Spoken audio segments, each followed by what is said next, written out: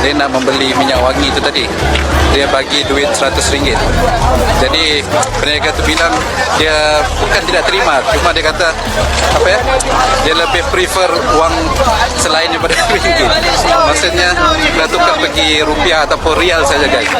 Di sini Madinah mata wang rial ataupun mata wang rupiah saja guys yang diterima.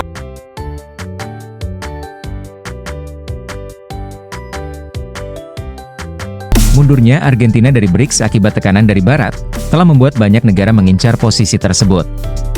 Malaysia yang mengetahui kondisi ini, tidak menyia-nyiakan waktu untuk segera mendaftar. Pasalnya, BRICS menargetkan 10 anggota untuk memulai langkah selanjutnya dalam menerbitkan mata uang sendiri. Namun, para anggota BRICS juga memiliki kriteria tertentu untuk memasukkan anggota terakhir.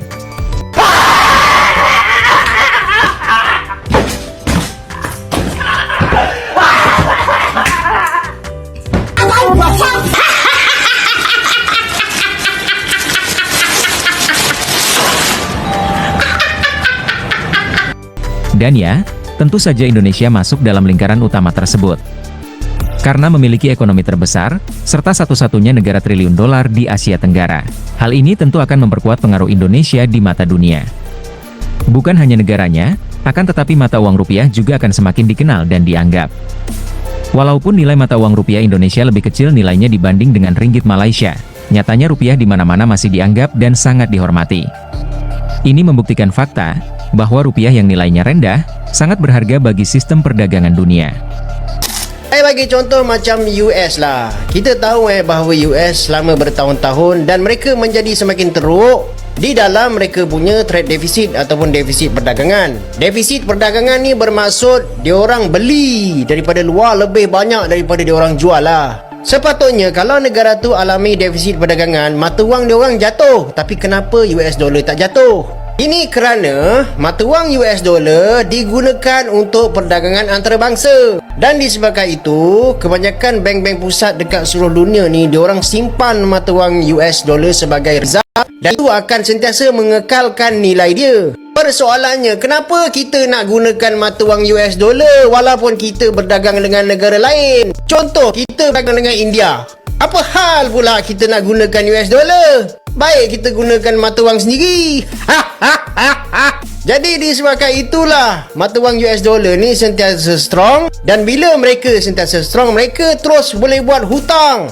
Walaupun ia hanyalah sekeping kertas sahaja yang tidak disandarkan oleh real value. Jadi apa yang saya nampak lah, BRICS ni sebenarnya dia adalah satu agenda untuk seimbangkan kuasa-kuasa daripada Barat yang besar ni, especially organisasi G7 yang dianggotai oleh negara-negara maju. Sebab the point is that sesiapa yang paling kompetitif sepatutnya dia menang lah. Bukan hanya aku gunakan duit kau sebab untuk tujuan trade walaupun sebenarnya kau tak kompetitif. Tapi apa yang saya nampak lah dari semasa ke semasa, saya yakin bahawa keanggotaan BRICS ni dia akan semakin berkembang. Jadi sebelum diorang ni lebih membesar, better kita join sekarang. Dia macam dululah masa mula-mula TikTok diperkenalkan kan. Ada orang dia tak nak join TikTok.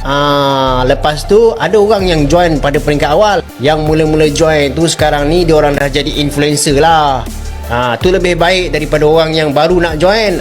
Perjalanan dia masih jauh lagi. Jadi macam tu lah guys Pada masa yang sama, apabila kita menjadi ahli kepada BRICS ni dan keanggotaan BRICS ni semakin membesar, kita akan boleh tembusi perdagangan di negara-negara yang sebelum ni kita mungkin tak ada perjanjian perdagangan bebas. Jadi market potential kita lebih besar. Sebab kita cakap, aku geng dengan kau lah, kita sama-sama member dekat BRICS. Sementara ringgit Malaysia yang selama ini dikenal berjaya, tidak dapat menandingi eksistensi rupiah. Setelah bergabung dengan BRICS, tentunya Indonesia akan semakin berpengaruh, serta memperluas eksistensi mata uang rupiah. Dia nak membeli minyak wangi itu tadi, dia bagi duit RM100.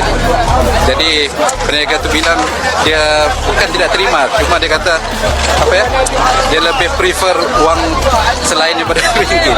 Maksudnya kita tukar pergi rupiah ataupun rial saja guys.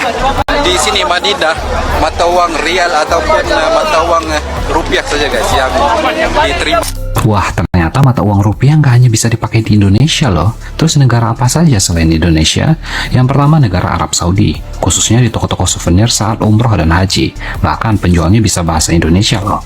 Dua, negara Malaysia, khususnya di beberapa mall dan toko souvenir. Ketiga, negara Thailand, khususnya di Thailand Selatan, tepatnya di kota Hat Yai. Keempat, Papua Nugini, khususnya di daerah perbatasan. Yang kelima, Timor Leste. Meski sudah merdeka dari Indonesia, sampai sekarang rupiah masih jadi mata uang yang sah loh. Yang keenam, Korea Selatan, khususnya di toko oleh-oleh karena banyak turis asal Indonesia ke sana. Dan yang ketujuh adalah Singapura, khususnya di toko souvenir. Nah, ada satu negara lagi yang belum Mimin sebutin. Kira-kira negara apa ya? Silahkan komen. Belanja di Mesir bis, Jakarta, Sumatera, Jawa, Bali, Papua, semua mayar. semua terima rupiah. Rupiah jalan. Sama rupiah Indonesia, rupiah bukan dolar, Bapak Ibu.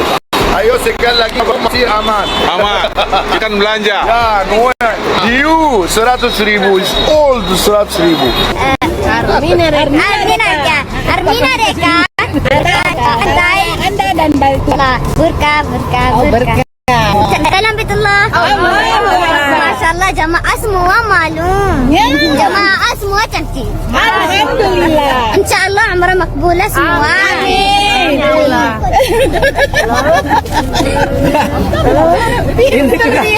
Semua terima kasih. InsyaAllah umrah makbulah.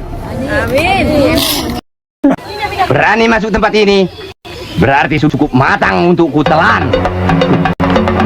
Aca nehi, ringgit berjaya menghibur diri dengan kata-kata jika debat ringgit kaya.